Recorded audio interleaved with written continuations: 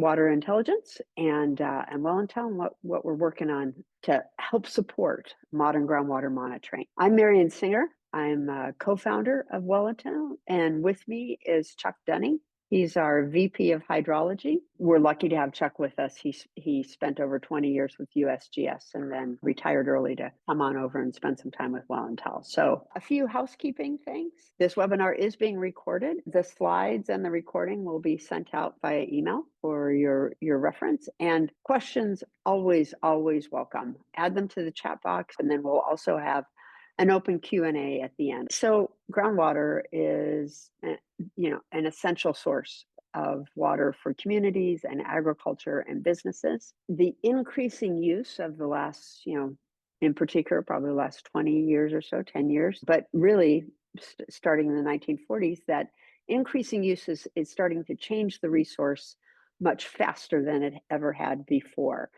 Which means that more information is needed. But the pace of monitoring and therefore the pace of awareness and the pace of understanding is really lagging that change. And there's a number of reasons for that. One of the reasons probably isn't as much as it used to be, which is just the volume of monitoring. The data available now today, it just continues to grow. So data availability continues to grow. The usability of that data, meaning folks' access to the data in a way that makes sense and makes it available to those who need it.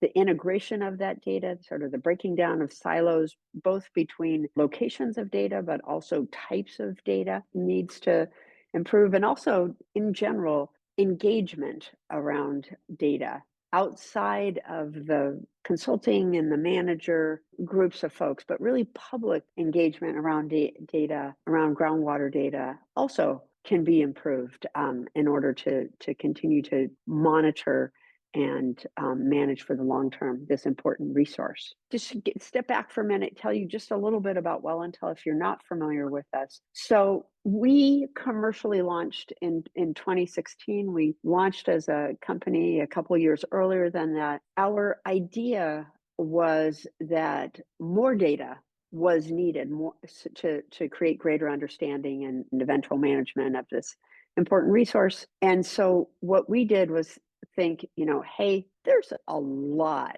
of private submersible pump wells scattered all across the United States. We happen to be located in Milwaukee, but I think there might be 16 million wells, private wells across the US. And, 75-80% of those are submersible pump wells, which means you've already got a built access point for data and monitoring. It's just been overlooked for a while because of the complications of monitoring. And when the monitoring is done, it's usually done manually. So what we wanted to do was sort of put that on its head and create a sensor that was non-invasive, that was permanently installed, and that it had its own integrated telemetry to move data from the groundwater level data from the well on up to the cloud without having to have people drive around or increase costs by adding cellular modems, et cetera. We can certainly have a separate conversation about that, but really the main point of this is we started this business thinking more data is needed. And so fast forward to today here, just to give you a feel, we're in a dozen or more states, and we are monitoring on the one on the far left is a water supply utility in Texas, of course, a beautiful vineyard in California, and a water bottling plant in South Carolina. So lots of different opportunities for monitoring and changing groundwater level data. But a couple years after we launched, what we realized was data about just a single well was great for the operation of that well, but it didn't give you information that was more valuable, which is understanding across an area. We call this a network.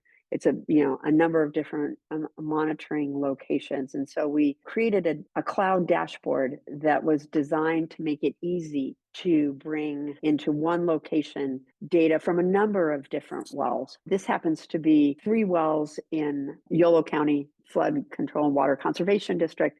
It's a maybe a 10 by 10 mile monitoring location that we're on. So these are fairly close wells, and you can see that they have very different reactions to seasonal reactions over the 5 years to precipitation and to use and drawdown over each season. So that was the next step in this evolution was, okay, let's put a bunch of data together from groundwater level. And then we thought, okay, well, yeah, but groundwater level doesn't live in a vacuum by itself. So let's make it possible to bring in any time series water data.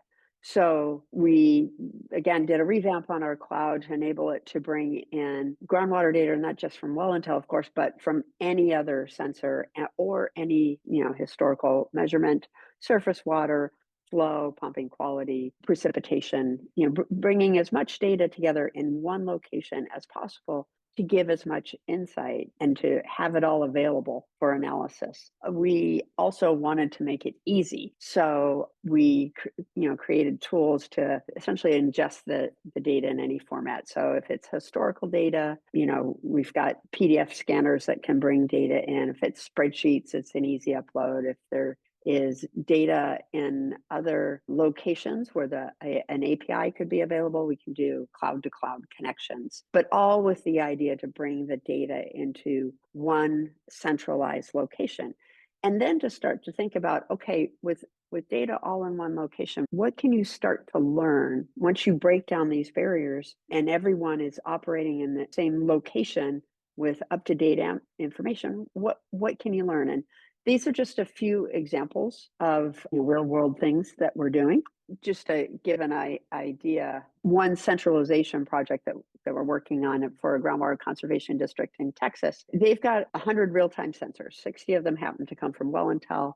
40 of them are pressure transducers. We bring them in via API, that cloud. They also have 70 wells that they do manual measurements with on a monthly basis. And then they bring in also data from 2 permit holders into, again, their secure private cloud, so that they've got all the data that they need in one location to be able to do the reporting, the desired future condition analysis that they need to do in order to comply with state regulations. So what could this data look like? This happens to be an example of integrating data for new insight. Again, just kind of making it really easy because it's all drawing from the same database, and it's designed to overlay on top of each other the different types of data.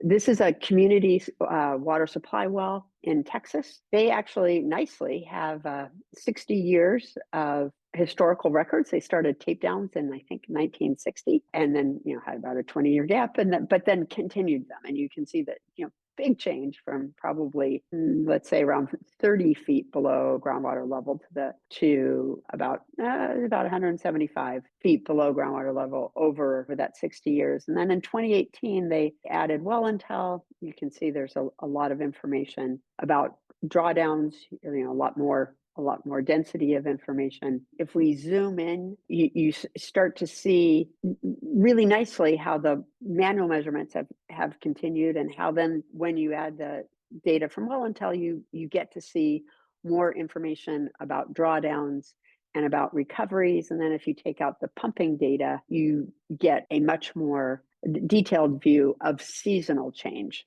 that you couldn't get before. So you're integrating 2 very different data sets for one well into a much more actionable or interesting place. Another example is this happens to be a coastal Texas groundwater conservation district. They're concerned about seawater intrusion.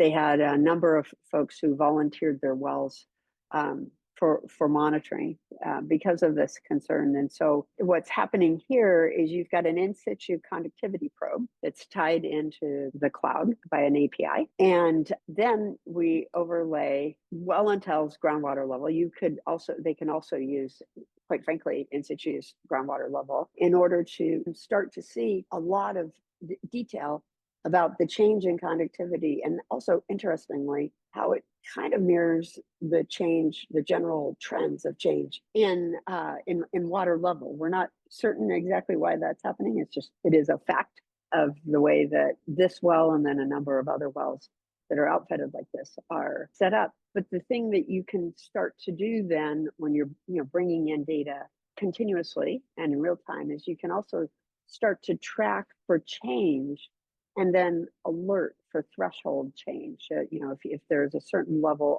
of conductivity or water level change that would trigger a change in behavior, those types of alerts can be set up as well. The key, though, again, getting those different types of data into one place. Moving on from data integration into engagement, this is an example of engaging in a very public way, but also in a very deliberate and controlled way. So the Post Oak Savannah Groundwater Conservation District, they happen to be in an area that's 150, 200 miles away from San Antonio, where there's a tremendous amount of growth, chip plants and other things moving in. So they actually have water utilities that are set up to pump water and then pipe it 180 miles to San Antonio. As you might imagine, lots of public concern. And so what they've done is they have created a dashboard that is reporting in real time changes in water levels. And they've set up 6 monitoring areas with a symbolic center to the monitoring area with putting a well right in that location. And whichever one they click on, it shows the wells that they've got that are part of this. Some of them are real time, some of them are manual measurements, and then a general trend in the area. So that folks who live in the area and are curious or concerned can access this and be able to see how things are changing around them. I unfortunately did not use an example of the Kriza, Vista Ridge, or Blue Water, because those would have shown a much more aggressive decline over the last 5 years or so. This is more of a gentle slope. So public engagement specifically around groups of wells. This happens to be public engagement around a single well. There are sentinel wells that are set up. This happens to be in Uvalde County in Texas. They have sentinel wells around the conservation district that they use and share with the public. So this happens to be a couple of charts that are the product of a pretty simple little piece of code that is embedded in their website that shows a real-time chart showing 1 year of change, and then also the period of record of change of this particular well in this particular area. Again, helping folks understand what's happening in their location and around the sentinel wells in their area. There's also an option always, and this is an example for Wellntel, but you can do this with any well that is a volunteer who says, hey, come and monitor my well so that we all know what's happening going on. We can set up private dashboards that allow that well owner to see in detail their own well, set alerts around their own well if they have concerns. And this is just, it's both in a way of engaging and creating greater understanding, but also as a thank you for people who are volunteering and are part of the community. The last part of sharing is really kind of an easy computer trick. Again, going back to YOLO, they of course are part of a groundwater sustainability agency. YOLO County Flood Control and Water Conservation District is part of the YOLO Subbasin Groundwater Agency, and the Flood Control Water Conservation District has worked with us to set up an API that allows them to specify how they want data reported in real time to the GSA so that they don't have to do their own uploading of spreadsheets or management of spreadsheets. So those are some examples of how bringing data into a single location, making it really easy to access, can make both management and sharing and engagement a much easier, more streamlined process. So our goal here at Wellntel, as you might imagine, is just to connect data and data managers around something that is easier to use and that makes more sense for them. Making sure everybody's working with as up-to-date data as possible, just make things easier to analyze, faster to spot issues particularly if you engage around alerts, and then just the whole idea of being able to engage with the public both in a broad way, but also in a very personalized way. I will add, if this is something of interest, it's really easy to, we can book some time, talk about what you're looking to get done, and think about how we might help in the work that you need to get done. I'll add as well, I always love showing data live. So would love the opportunity to connect and show some live examples.